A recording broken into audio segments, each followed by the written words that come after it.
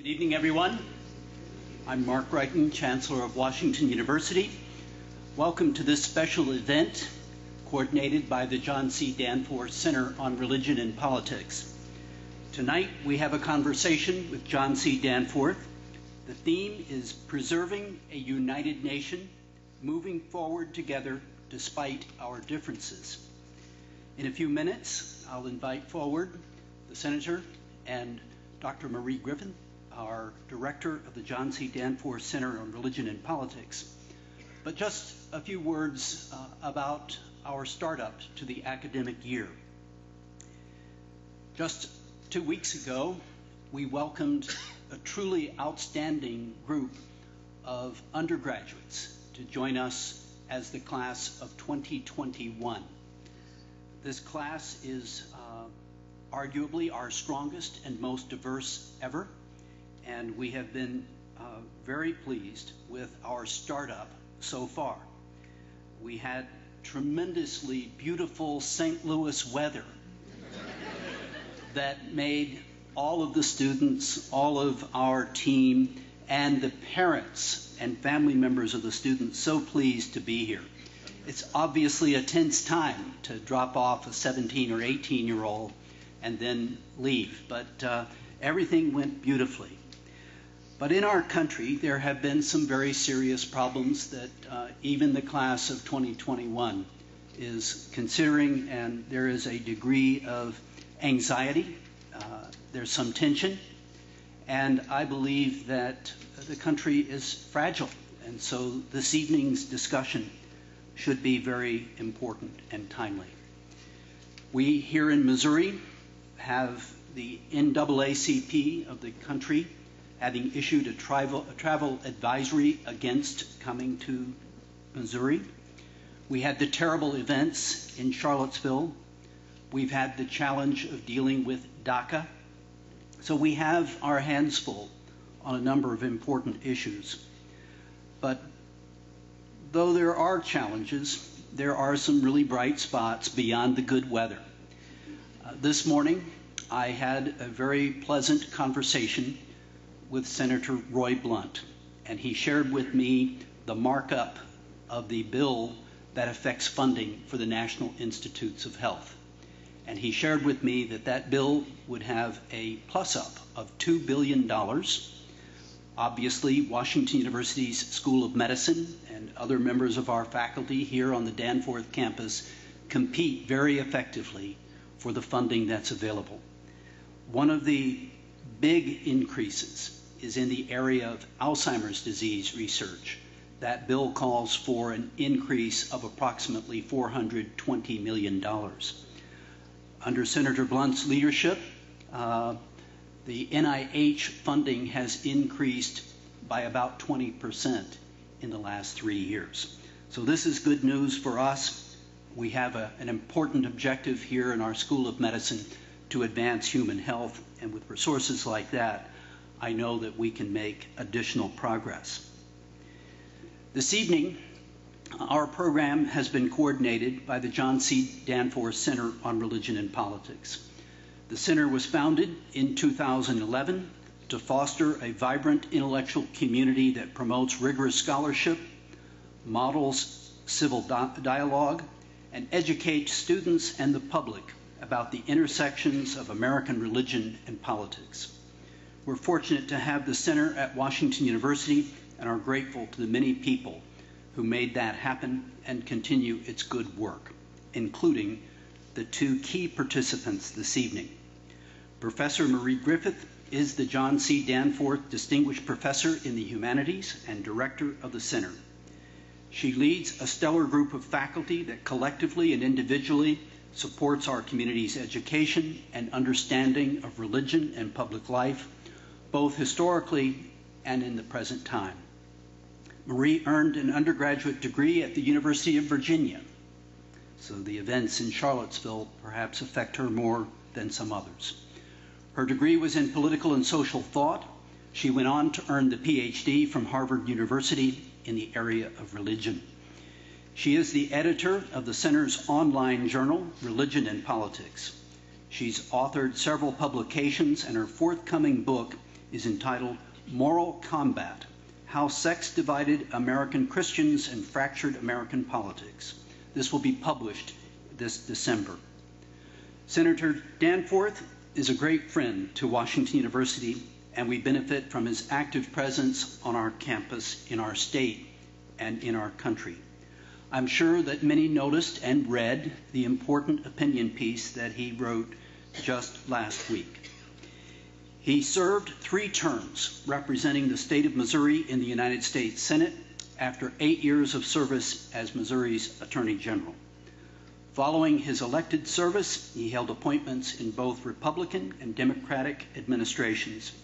He was special envoy to Sudan, where his focus was negotiating an end to the civil war in the South, and later he became U.S. ambassador to the United Nations. He's currently a partner at Dowd Bennett here in St. Louis. He's an ordained Episcopal priest. He co-officiated at my marriage, for which I'm always grateful, and he has written 2 important books.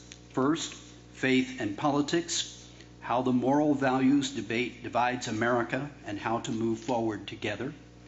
And the other book, The Relevance of Religion: How Faithful People Can Change Politics. Senator Danforth and his wife Sally have been generous to Washington University and most recently created the Sally D. Danforth Distinguished Professorship in Law and Religion, held by Professor John Inazu. We're fortunate tonight to have Professor Griffith interviewing Senator Danforth in a conversation, Preserving a United Nation, Moving Forward Together Despite Our Differences. Please join me in welcoming our 2 key participants, Professor Griffith and Senator John Danforth.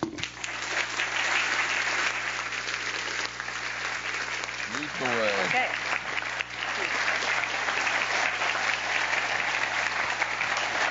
Thanks, Mark.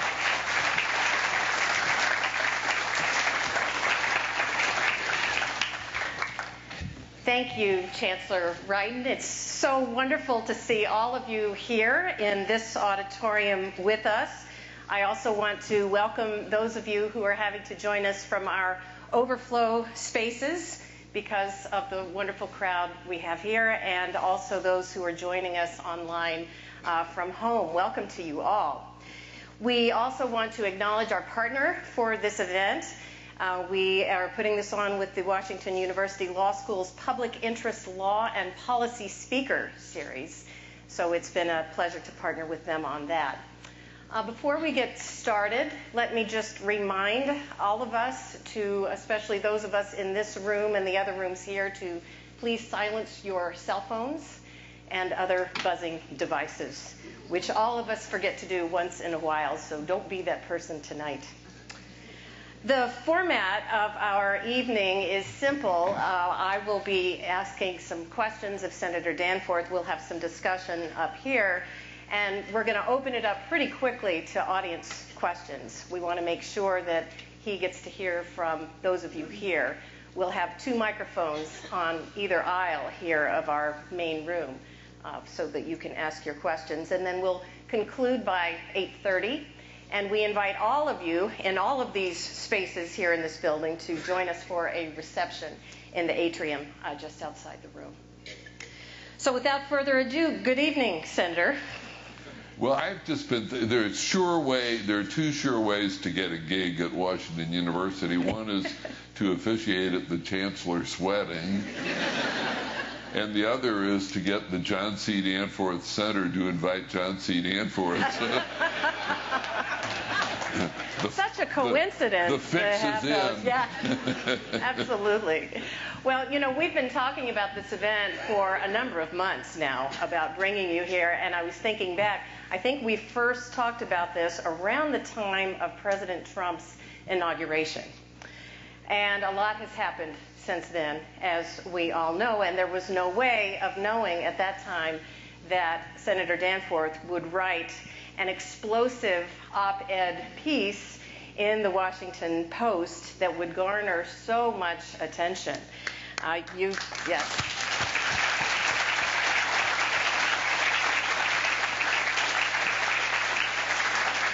I'm sure many of you have seen Senator Danforth. You've been on the news on various shows across the networks, the radio today, St. Louis Public Radio, and it's continuing on and on. So I just would like to start there and ask you, if you would, to just expand a bit on your thoughts there. In that op-ed, you call President Trump the most divisive president in our history.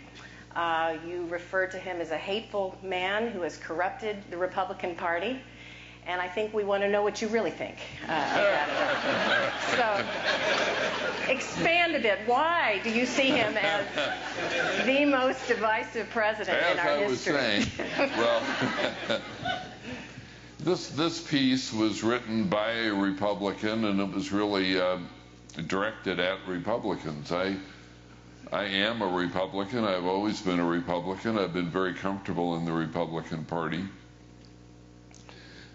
I think the Republican Party has, well, they call it the Grand Old Party. It has a wonderful history. Its first president, as everybody knows, was Abraham Lincoln. It has had a distinguished history since then. I think that it's important for America today to have two strong political parties.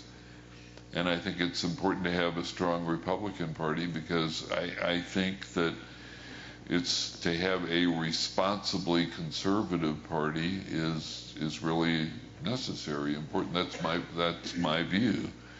So I'm a Republican, and I was writing this to Republicans, and my view is that we as a party are sunk if we get identified with Donald Trump.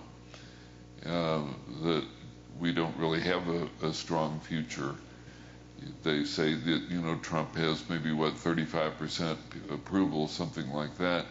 You don't have much of a future if you have 35%.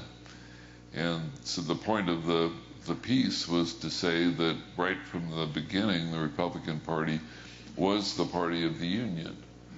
Its basic theme was to hold the country together at a very, very divisive time. And I think that is the number one, at least one of the top functions of politics and government, is to try to hold the country together. It was the design of our Constitution, to allow people with all different interests to be bound together in one country, e pluribus unum. And so along comes Trump, and he's exactly the opposite. It's not just that he's different. He's the opposite of what I believed my party was about, and what I believe politics should be about, should be for. And I wanted to say that, and I wanted to say that I think that it's important for my party to disassociate itself from Donald Trump. What do you think the election says about our country then? Because our country did elect Donald Trump. How do we explain this? Some people have responded to your op-ed saying, well, this is the president that America wanted. That's why he got elected. Yeah.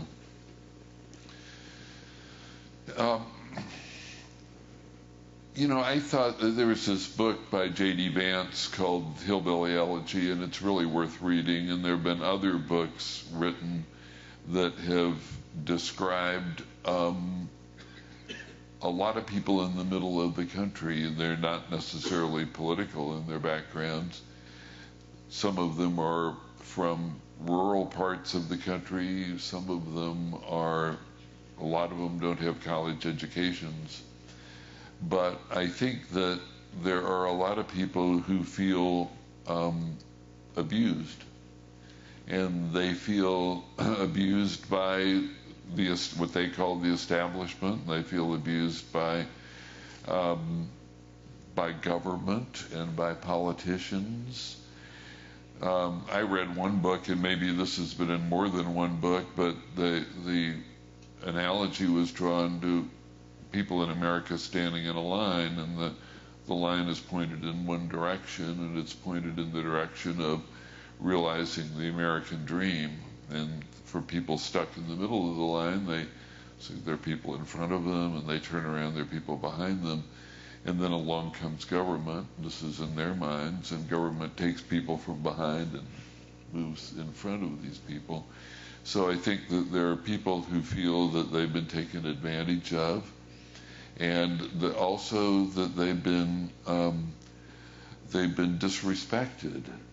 So this was the problem that Hillary Clinton had when she talked about the deplorables. People feel that they've been had, they feel they've been disrespected, and so I think they think, well, Donald Trump's a bully, but he's our bully. And that I think is a lot of it. I think that there's just a lot of resentment out there of people who feel that they've been had.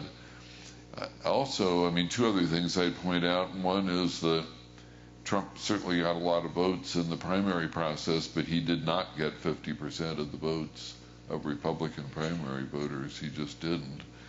And secondly, Hillary Clinton, in the minds of many, many people, was not a good candidate, not a strong candidate. And I heard a lot of people say before the election, you know, I'd vote for anybody instead of her. So I think that was a large part of it. I don't think it was necessarily a ratification of Donald Trump or a statement by the American people that people are hateful. I think that all of those factors came into play. That's just my analysis. You know, I mean, I don't know. That's just what I think. Well, you've spoken also quite eloquently about the fact that really both parties have some blame to carry on, and I think people might disagree about how much blame either party might need to take on. But I'd love to hear you reflect a little bit about the mistakes you've seen in your own party, what have Republicans done wrong, and also reflect on what you see as where Democrats and where liberals have gone wrong. Okay. Well, what we did wrong is foist Donald Trump on the American people. I mean, that's what we did wrong, and that was really a terrible thing to do. And but some people want to say it goes back longer than that. Yeah, right? It does, and that's just what I was talking about. I think that there was sort of pent-up resentment, but my view of Trump is. It's not that and I said this in the piece, I'm not criticizing him on issues or even on his treatment of Republicans, which he just really enjoys bashing Republicans, but it was more his debate, and that in fact that piece was really exclusively criticizing his divisiveness. He is, I think, the archetype of divisiveness, but he is not the only source of divisiveness. And really, there's a lot of blame to go around. I think both parties, I think the Democrats' pursuit, really relentless pursuit of identity politics, emphasizes our differences, builds on resentment, is not a good thing, my view. I think that, to me, the U.S. Senate, where I spent 18 years of my life, is a place, it was designed as a place where different points of view can come together and hopefully work things out. And that is how it functioned for most of its history. Certainly that's the way it functioned when I was there. But the Senate, a lot of people say, okay, well, who's to blame for the dysfunction in the Senate? Well, it's got to be the Republicans. They've got 52 votes. Okay, but the Democrats have 48 votes. And if the 48 Democratic senators are voting as a bloc, it's impossible for the Senate to work. It just can't happen because, 40 plus votes can sustain a filibuster. And so it's been very divisive in the Senate, and I think that there's just a lot of blame to go around. And as I said at the beginning, my op-ed piece was written by a Republican directed at Republicans, but I would be happy to direct attention at the Democrats also. I want us to get to how we can move forward together, because I know that's really where your heart is right now and what a lot of people want to think about. But I just want to linger for another moment on the fractures. I'm very interested in trying to think about how these fractures came to be, as you know, and for the title of my new book. But I very much appreciate that we want to move beyond them and come together. And I guess, you know, you're known as an Episcopal priest and as someone who has written two somewhat different books about religion and religion in politics. And I just wanted to ask you to reflect on what you see as the role of religion today in dividing us, also, you know, with its potential to reunite. But for a moment on the divisions, you know, we know that one of President Trump's core supporters continue to be white evangelicals. And I just wondered if you had thoughts about that from your own position as a Christian, as a priest, as well as a politician. Well, religion has a long history of being very divisive and causing wars. And the framers of our Constitution were well aware of that. They knew the history of Europe and the religious wars of Europe. They wanted to avoid that. They tried Jefferson called it the wall of separation between church and state. They wanted to make sure that the two didn't get entangled with each other, either that the state would use religion or that religion would become sort of a cause in politics. So religion has a history of being very divisive, but the meaning of the word comes from the same root as ligament. It means to bind things together. And I think that, you know, St. Paul says we're supposed to be ambassadors of reconciliation. And in the epistle to the Colossians, that in Christ all things hold together, all things hang together. And I think that's really an important religious message. So I think holding things together is the responsibility of government, and it should also be the message of religion. Now, when I think that the Christian right is not as potent as it was when I wrote this book called Faith and Politics, but especially at that time, the idea was to create and to hammer wedge issues in order to win support. So there were a series of these very religiously fraught wedge issues that were designed to make people mad. I mean, for example, you know, I mean, obviously abortion, but for example, sort of less issues which you'd think wouldn't be that consequential. Should prayer in schools or prayer at meetings, opening meetings, which is a recent Supreme Court case, I mean, is that really a big deal? You know, whether prayer opens a meeting or whether the Ten Commandments are in a granite block on the Capitol grounds of a state doesn't seem to me to be big in the scheme of things, but it's something that can make people angry.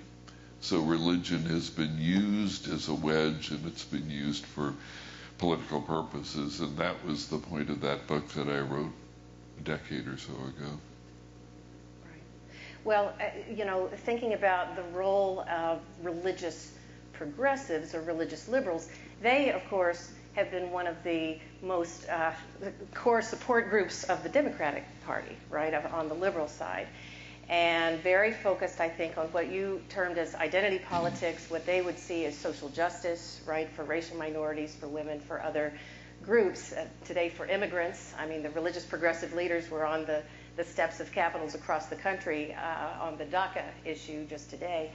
And I guess I wonder if you see those things as well as divisive. Are there ways that these groups can work together across these lines for something that I hope everyone would agree is important, racial equality, racial justice, justice for all people? Yeah, sure. And, and it's called the prophetic ministry. But I think that there are different ways of exercising the prophetic ministry, and one is very much in your face, and that's the style. That's it, the prophet Amos. That is the style. My own view is that to also be sensitive to other people who don't necessarily share all your views. Now, if it's a clear matter of justice, okay, social justice, racial justice, good. I mean, that seems to me to be clear. But if it's more of a question of, are you for such and such a piece of legislation, or is that a good idea, or exactly how do you accomplish it, that's more of a tactical kind of a question where good people can disagree. So I think it's important to try to be generous in viewing other people as not necessarily being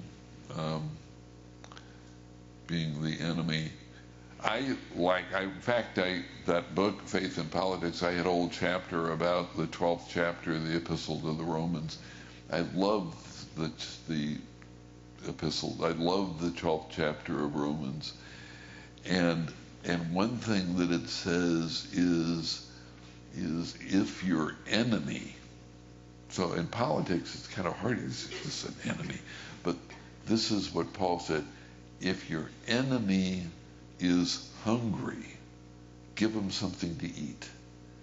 If your enemy is thirsty, give your enemy something to drink. That's in Romans 12. And then Paul says, by so doing, you pour hot coals on your enemy's head. And so say that you had a hankering to pour hot coals on, like in my case, let's say Chuck Schumer's head. So you don't have to, fire up your Weber and then figure out how you're going to transport. All you have to do is give them a PB&J. And I do think that if we're going to hold you say, okay, the theme here is how to move forward together, unite the country. I think a generosity of spirit, and with people who you don't agree with on particular issues, not if they're hateful people, but I mean on legislation, on how to, make government policy. I think a generosity of spirit, which also includes humility about yourself. Politics is not, they say it's sausage making. It is. It's not the business of purity. It's not like holiness. It's politics. It's a mess. But it's worth doing. It's worth doing well. But if you're going to do it at all, it's really important, I think, to try to emphasize points of agreement rather than just always fighting as though this is a holy war. And generosity of spirit, humility of spirit, I could not agree with you more, and I'm sure a lot of other folks feel that way, which is why you've got a lot of admirers across the political spectrum, right? Liberals, progressives, Democrats as well. Less Republicans after that piece of the work. Depends on how you define Republican these days, I think. But it does strike me, I wonder if you think that sort of generosity of spirit was shown towards Hillary Clinton. You mentioned this sort of hatred of her, and I understand a lot of the reasons for that. No, obviously not. Not toward her, crooked Hillary and all of that. Not toward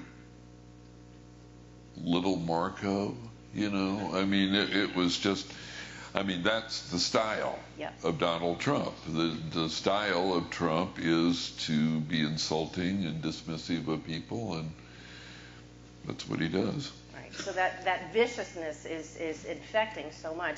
I mean, if we can move to this point of how do we move beyond that, there's several levels I'd love to ask you to reflect on. One is the political level that you understand so well.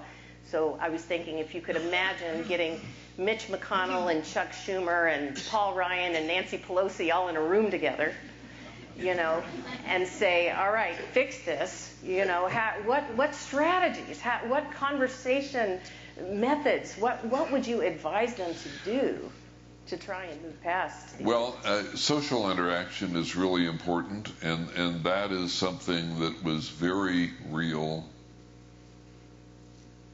I think, back in the good old days, namely when I was around.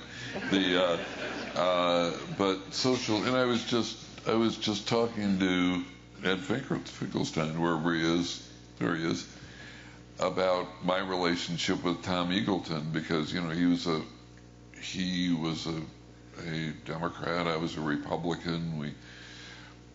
He was certainly more liberal than I am on political issues, and disagreed on a lot of stuff. But we also had a great relationship, and a lot of it was personal, you know.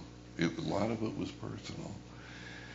On the day that I was sworn in the Senate, we had a family dinner, and we invited Barbara and Tom Eagleton to the family dinner, and he was sitting close to me. And he leaned over during dinner and he said, I bet you wish your father was here, was alive and here.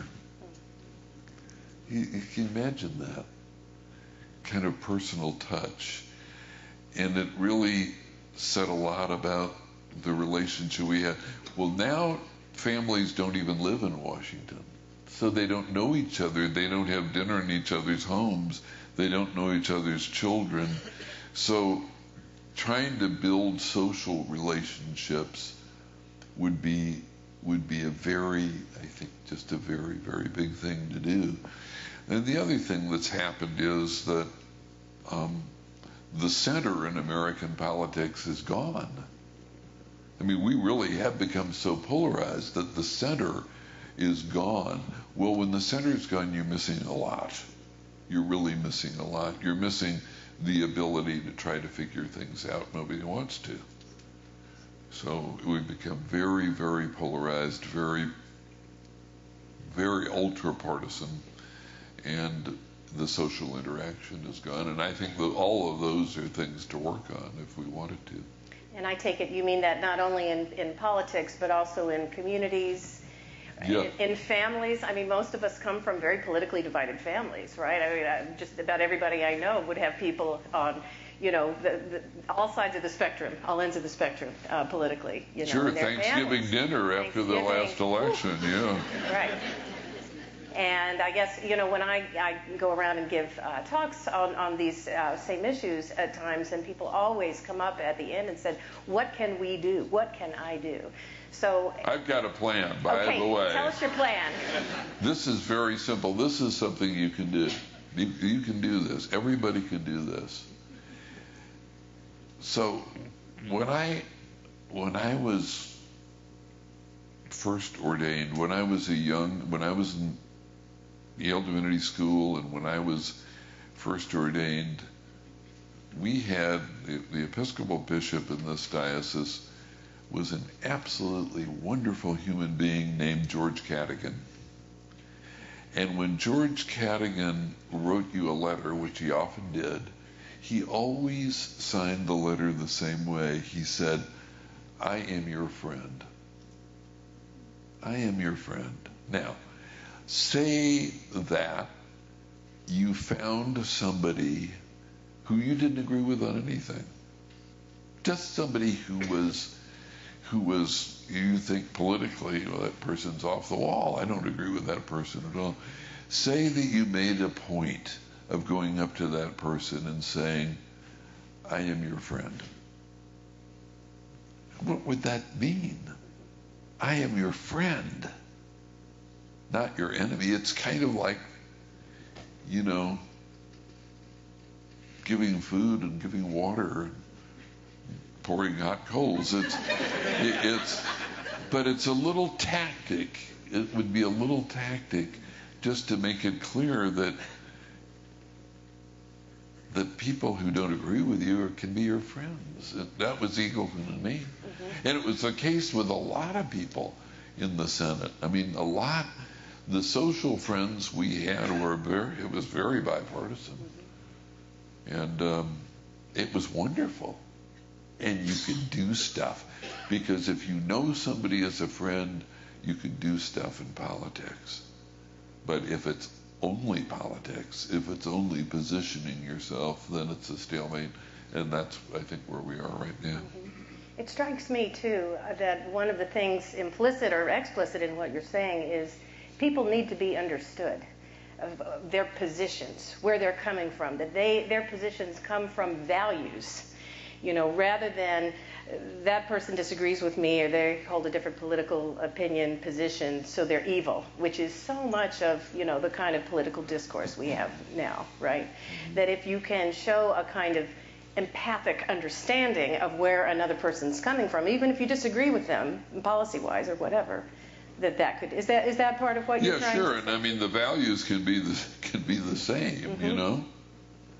I mean, if your values are, if you think, okay, it's really important for government to help poor people, okay, clearly, yes. So then you're starting with something in values that are the same, but it may be that your tactics are different. It may be,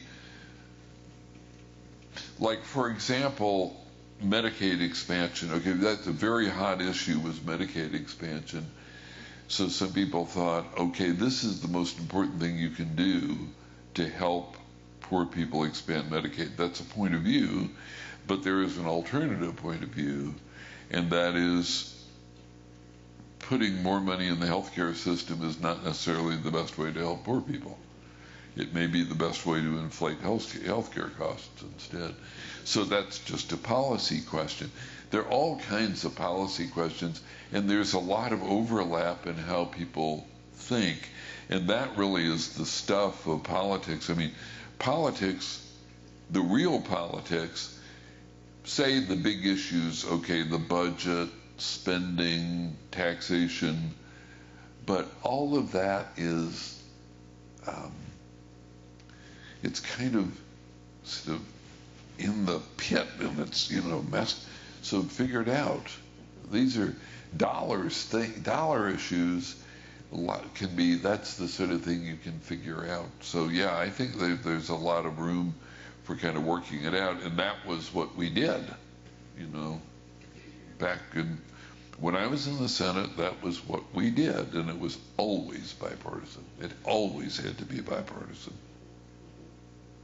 You still had to be wily, I'm sure, at times too, right? You still had to, you know, kind of fight. As you say, politics is also a dirty business, but somehow those things went together. I don't know that it's dirty.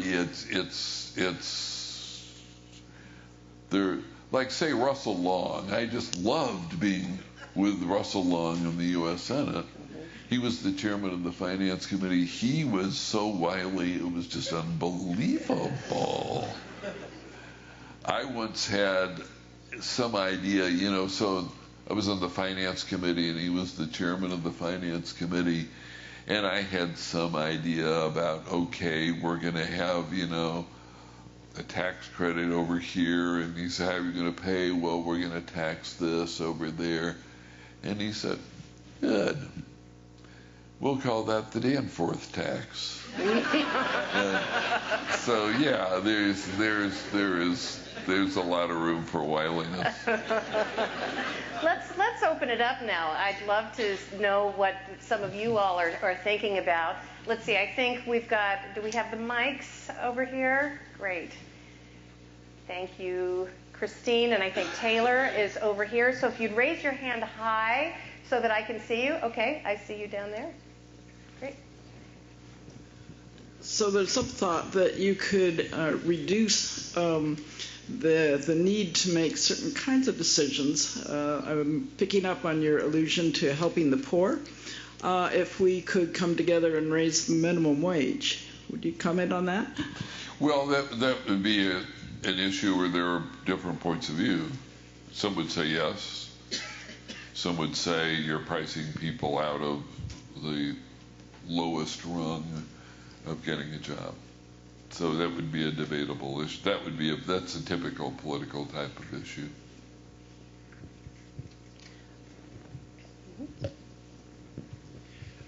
Do you think the divisiveness from both sides, if you had to label media as a cause versus the social interaction that has disappeared because all the politicians leave, would you comment on each of those factors? Well, on the media, what was the other factor? Well, the other one is there's no social interaction. The social interaction, I think, is a big deal. I do believe, as I said earlier, I think that the lack of social interaction is a big deal. Yeah, the media. It's too much. It's too much. I mean, in social media, I'm not a social media guy, but I mean, just 24-hour news is too much. It is too much.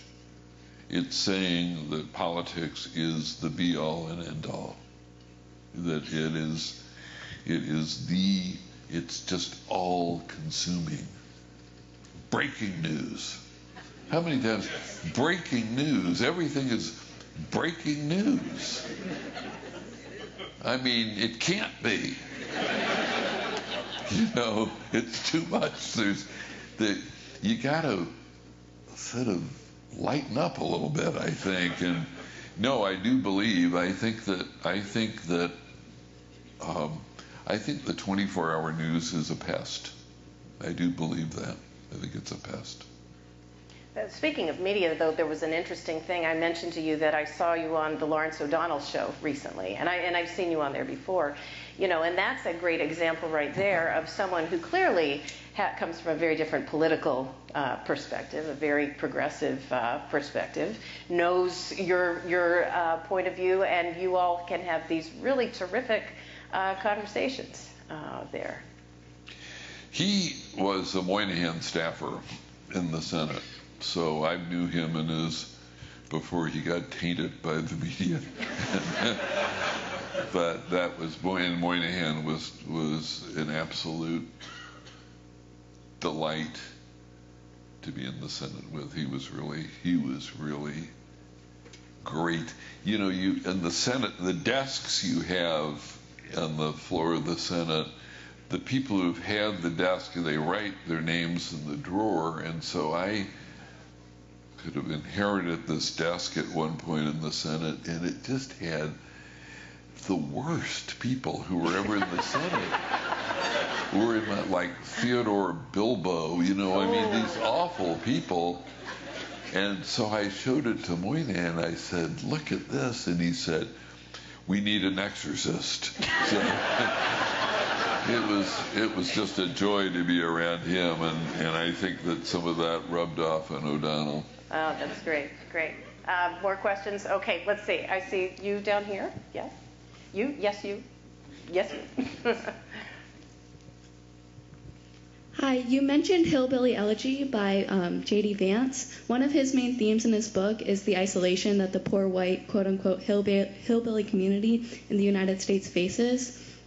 Given that a lot of our political division also falls along socioeconomic, social, racial, and geographic lines and those barriers that divide us, if social interaction is the golden ticket or the key to solving that division, how do we overcome those barriers? It's worth working on. I don't know that there's an instant solution, but it sure is worth working on. And it's worth working on politically, and it's worth working on college and university campuses too. That's very, very important. It's a great question. Yeah. Let me see. Sure.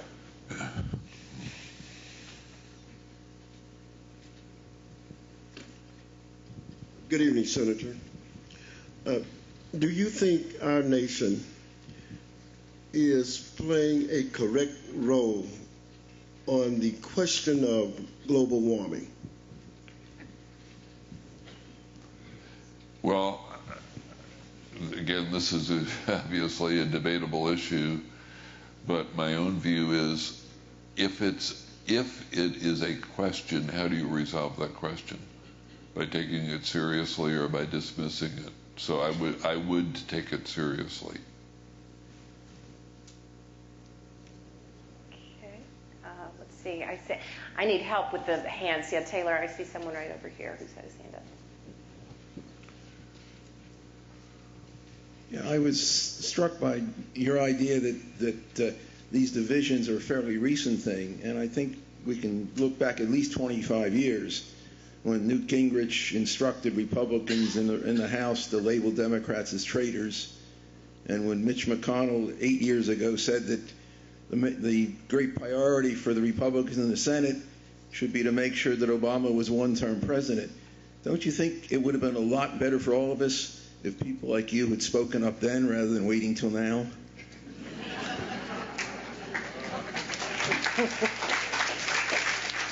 You think I'm sort of a Johnny-come-lately to this? No, I think that's a fair criticism, but I don't think I've been soft on my party, and I also know my party at its best. And I had the privilege with serving with wonderful people who are Republicans who wanted to make government work. And I would include, people I served with in the Senate, like Howard Baker and Bob Dole, who were the two Republican leaders when I was there, and they both really wanted government to function. And they wanted to work with people right across the spectrum. And then we had, the presidents. I was there for all of Reagan and all of Bush 41, and then I was in the administration of George W. Bush, and they're just good people. They're not angry or mean or hateful people. So can you find people who point to instances where people did things or said things that they shouldn't have said? Sure you can. But what I'm saying is that the Donald Trump that I see has no relationship. In fact, he's the opposite of the Republican Party that I was and am a part of. Okay, yeah. Student.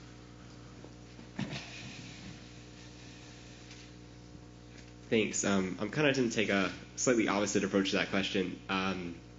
So, you mentioned that Trump didn't win 50% of the primary vote. He won a lot less. But neither did McCain in 2008, who you endorsed. I'm sorry? Neither did McCain. McCain in 2008 didn't win 50% of the primary vote, and I believe you endorsed him then. And kind of going off this, and I don't mean this too much as a criticism, but I think it's an honest question. Go ahead. He can take it. So, you, as you kind of touched on before, you've been a critic of the Republican Party for a long time, right? In 2015, you decried a lot of the comments about Tom Schweik. In 2012, you said it was embarrassing to watch the presidential debates as a Republican. In 2005, you said the Republican Party was kind of subordinate to conservative Christians and that they weren't really advancing the policies they should. So my question for you is why now, regardless of what party you're on, Republican, Democrat, somewhere in the between, why is this different? Why should we be listening to this warning as opposed to all the other warnings? Okay. I think the and I'm really repeating myself, I think that an important principle of government is to hold things together. That is a very consistent theme of mine.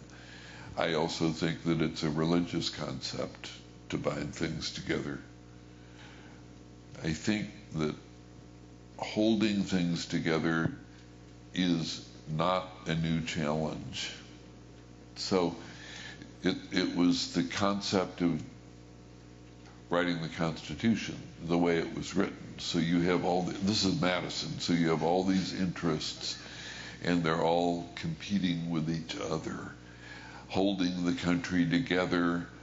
That was Henry Clay, the great compromiser. Couldn't do it, couldn't compromise slavery, but that was the concept, holding things together. And I think that is something that has been on my mind for a very, very long time. It's really central to what I'm thinking. It's not a new concept for me. But I think that Donald Trump is the quintessential divider. I think he has created a standard of divisiveness, which is new. And so that, to me, warranted special attention when I wrote that piece. You know, it strikes me that behind that kind of question, and you got that question on the radio today, too, is, a concern that binding things together sometimes, or the critics would say, might require that some people's voices don't get heard in the same way. And so I think that's often the concern. How do you make sure all voices are heard? Going back to the social justice point, where I think a lot of these divisions really do come up, different visions of what would constitute a real push for justice. How do we manage to bind things together in the way that you're describing that I think everyone would believe in, while also holding on to this ideal of justice for all people? Okay. Justice is wonderful, very important. Trigger warnings and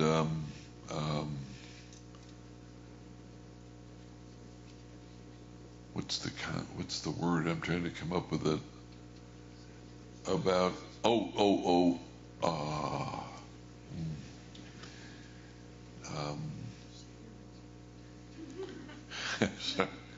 not a very interesting program right now. The hypersensitivity. What is it? Microaggression. Microaggression. I think there's a difference between championing social justice, doing it very strongly, and picking fights on, say, microaggression. I think that's very different. And I think that, to me, it's important to have some spirit of generosity and not just, it's all about me. This is all about me. So I don't know that answers the question very well, but no, I mean, good. It's good, obviously, on questions of justice. But recognize you're dealing with human beings, And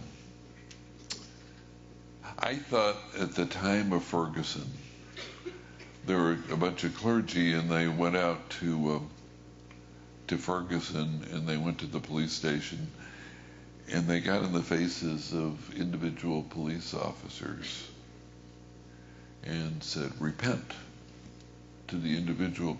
How do they know who the individual police officer is? What do they know about this person? Do you want to assume that each police officer in Ferguson is just some awful person? I don't think so. So that's what I mean by generosity. And I think it has to do with, okay, so if you believe in a prophetic ministry, what's the model? And I think right now my model would be more Hosea than Amos. It would be more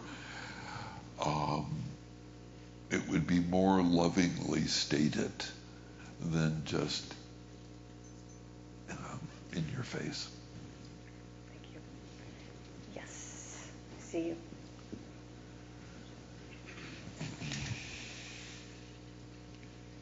Hi, I'm thinking about Charlottesville and the neo-Nazi KKK white supremacist display there and in other places around the country. How does that fit into how we hold things together, how we show generosity, how we try to work with people? Well, you can't on that. I mean, that's evil. That's evil. You just have to say it.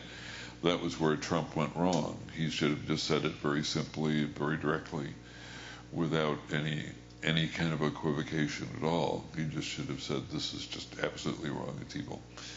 And I don't think the KKK is representative of very many people. I hope it isn't. I don't think it is. But I think when that happens, you just condemn it.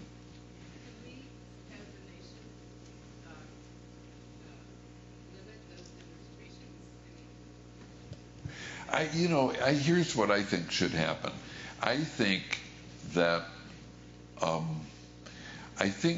there should be a rapid response system, a very rapid identification when something is going to come up quick. And then I think rather than sort of playing on the same battleground as these awful people, what would happen if at exactly the same time that neo-Nazis were doing their thing, instead of people facing off right there, say a mile away in a church there were 100 times more people with a counter message? Wouldn't that be a better way of presenting it? It's very hard to pull it off, but I've thought that, and I think it would be worth working on. Just getting people to show up for something. I think people would. I think people would show up. Okay. Okay.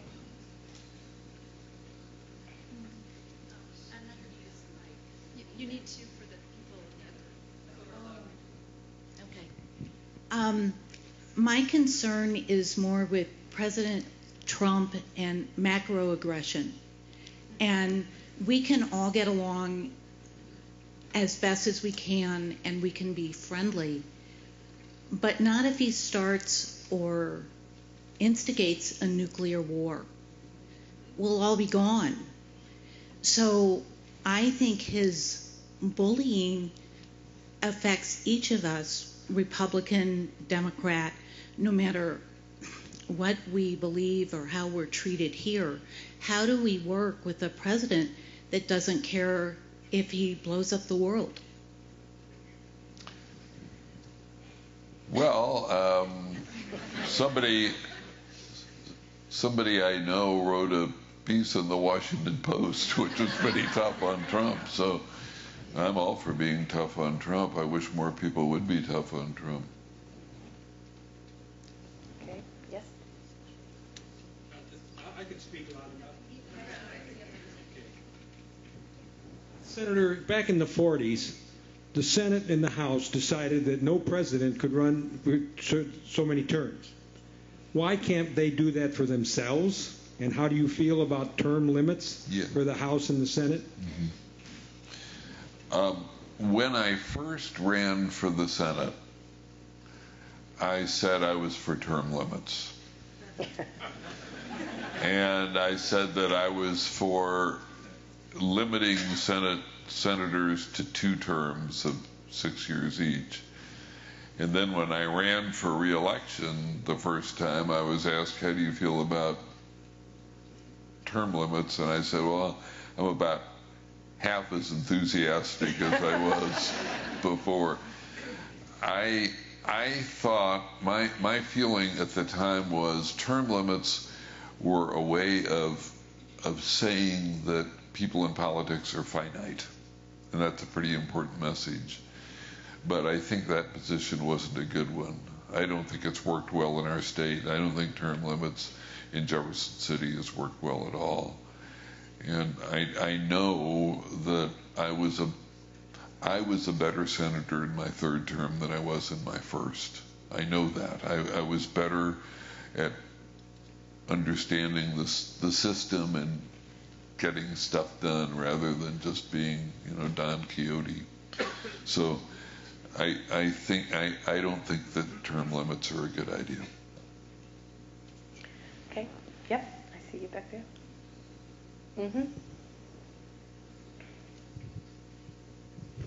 Can you comment on President Trump's plans, and they're being whispered to him because I don't think he really knows that much, about the Johnson Amendment and getting rid of that in terms of binding us together versus sending us further apart? Yeah, the Johnson Amendment, there's the expert right there, John Anazu. But I think that this issue, correct me, John, if I'm wrong on this, but it has to do with whether clergy can speak politically from their churches. Is that what it is?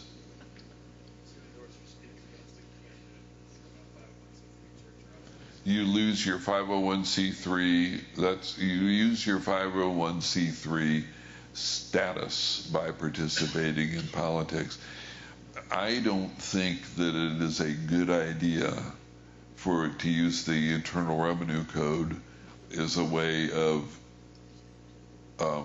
designing how clergy should speak. I don't think so. I don't think that's a good idea. Senator, it occurs to me one of the most polarizing issues of our time, and you mentioned it briefly, but I'd be interested, and I imagine others might be as well, interested in your thoughts on the abortion debate and all the kinds of debates that go alongside, with that. That's been one of our most intractable and painful debates, I think, across the political spectrum. The surveys typically show that an awful lot of people on both sides are somewhere in the middle and would be willing to have some restrictions, but not all restrictions, or abortion to a certain point, but not all points.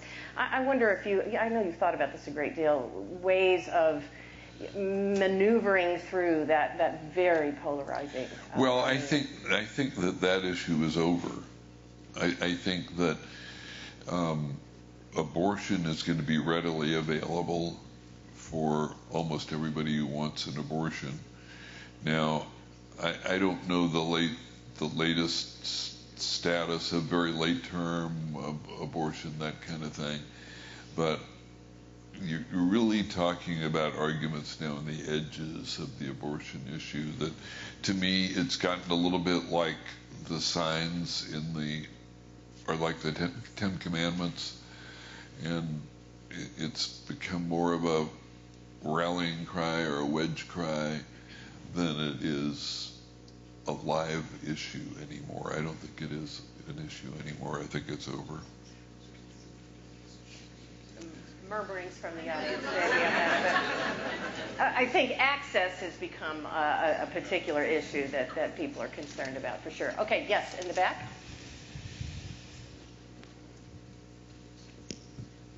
Good evening.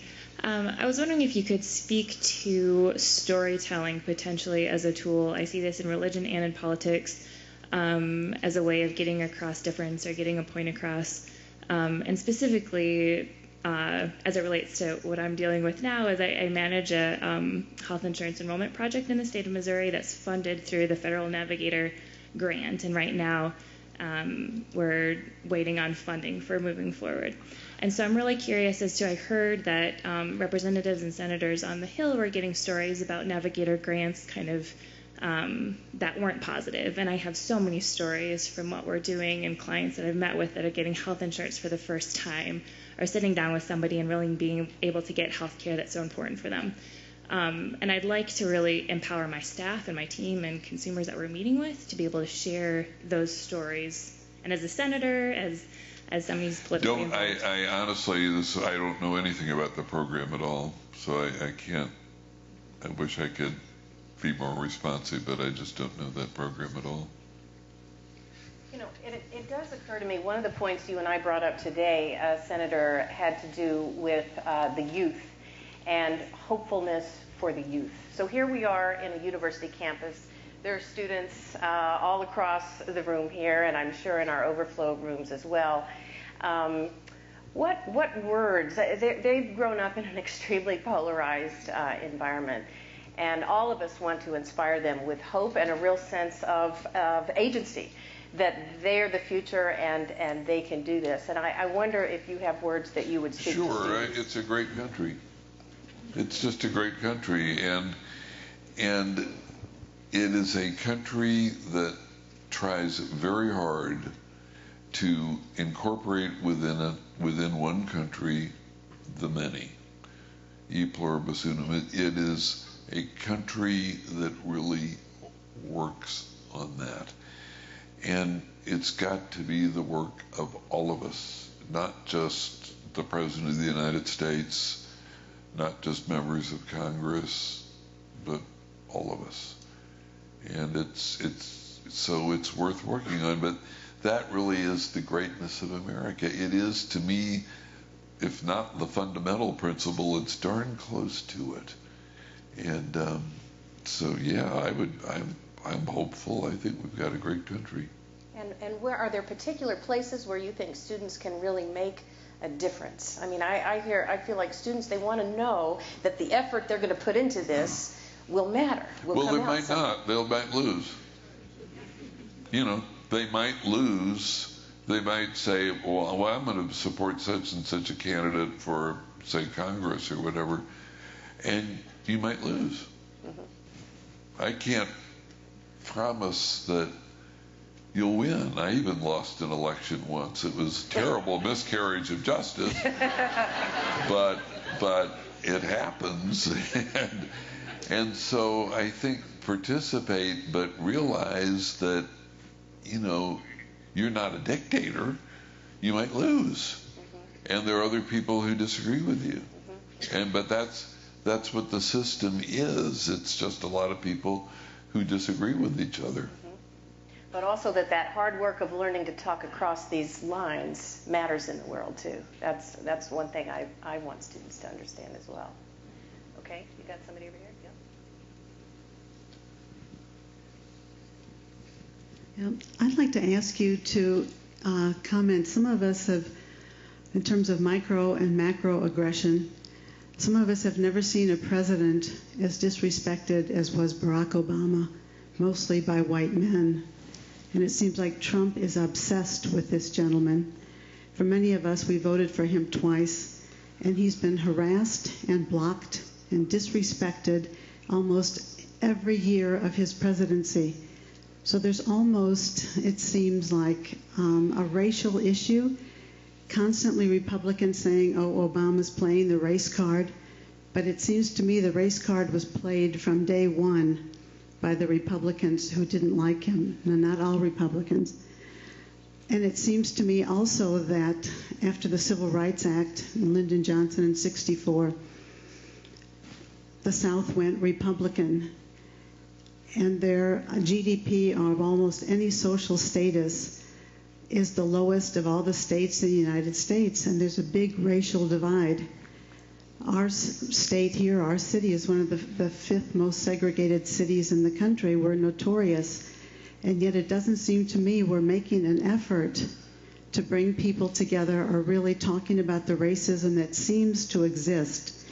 And then secondly, when you were in the Senate, nobody would doubt that you were a patriot and a statesman. But it seems to many of us that the quality of candidate and elected official has gone downhill. Many do not have a backbone or spine or moral compass to speak up. And in the Hebrew scripture, in Ezekiel twice, God is telling the prophet to be a watchman for the house of Israel. We are supposed to stand up to injustice, and we're supposed to call each other out in a good way. And then in New Testament, James says we are supposed to go to our brothers and sisters and tell them when they're not acting in accordance with the gospel or whatever our belief is. And if we don't, bring the elders in.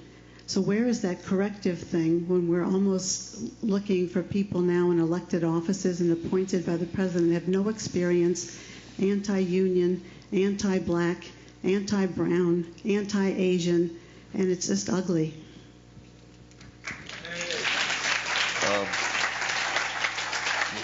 Let me say this. First of all, it is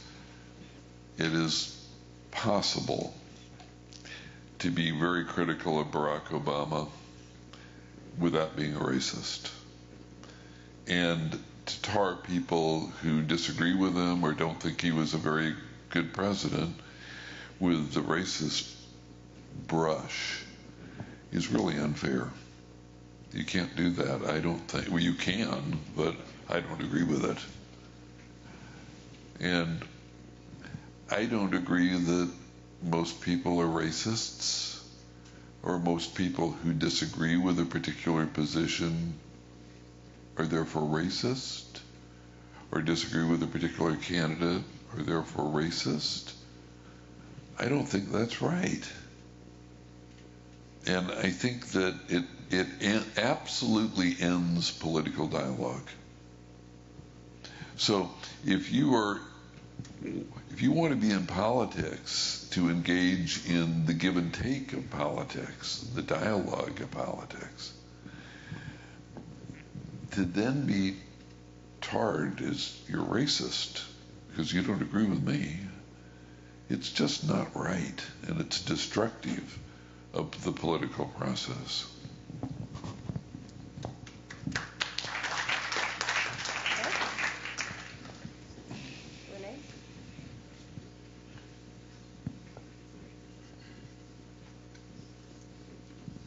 Thank you, Senator, thank you, Marie. Something that I'm struggling with has to do with, I guess, what you might call deeply held beliefs, or not even beliefs, but deeply held feelings, right? You point out Professor John Nauzu, he talks about confident pluralism, right? And this idea of, well, I'm not going to describe it. I won't do justice to it if I try to paraphrase it. By the book, right? Yeah, exactly, that's right. By the book. So we talk about, for example, identity politics, right? One man or woman's identity politics is another man or woman's standing up for their story that has been snuffed, right? Many people enter into politics because they have deeply held beliefs of righting wrongs or something like that, right? So how do people deal with this? And so I'll explain it this way. I once bought a house. The walls looked great. It was a cute little house. And then about 3 months, it was very clear. Cracks started to show on almost every wall in the house. It was very clear that the people who were selling the house prior to me buying the house had painted over all of the cracks in the house. And it was very clear that there were fault lines throughout.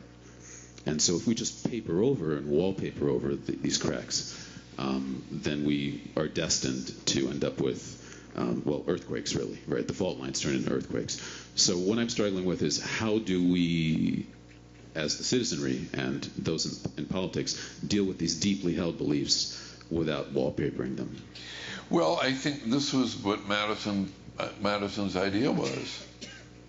You're going to have, he was more into economic issues, I think, but that in a pluralistic country, you're going to have people who have very strong ideas. You're not asking them to pull their punches, but you're trying to create a system where, with some degree of being able to work things out, you can function as a country.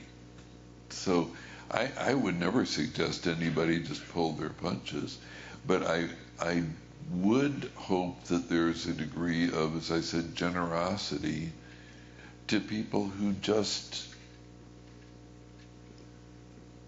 not out of meanness, but they just don't agree with you. And not assume that people who agree with you are evil. And I think that's really a danger in political dialogue, left and right. You certainly see it from the right, don't you? It was my criticism against the use of religious wedge issues that it became a holy war. And it can be on both sides. It can be a holy war. And so I think a degree of humility is important. Or as Isaiah said, my thoughts are not your thoughts, says the Lord. We are not God. We're just doing our best. And we're doing our best to pursue justice as we see it. And the greatest speech ever made. I'm not talking about the Sermon on the Mount. I'm talking about political speech. Lincoln's second inaugural speech. And the way it ended. And about how we have fought this terrible civil war. And now we've got to bind up the nation's wounds. So he said, with malice toward none and charity for all. That's how to go about it. And I think that's really an important message for all of us.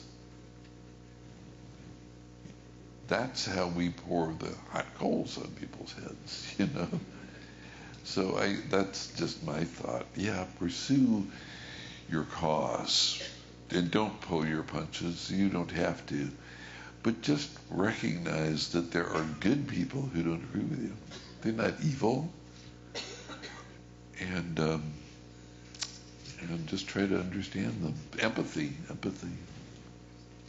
I can't imagine a better place, a better note on which to end. So maybe we'll go ahead and conclude. And once again, I invite all of you to join us and greet Senator Danforth at our reception out there. Please join me in thanking him for a productive evening. Great.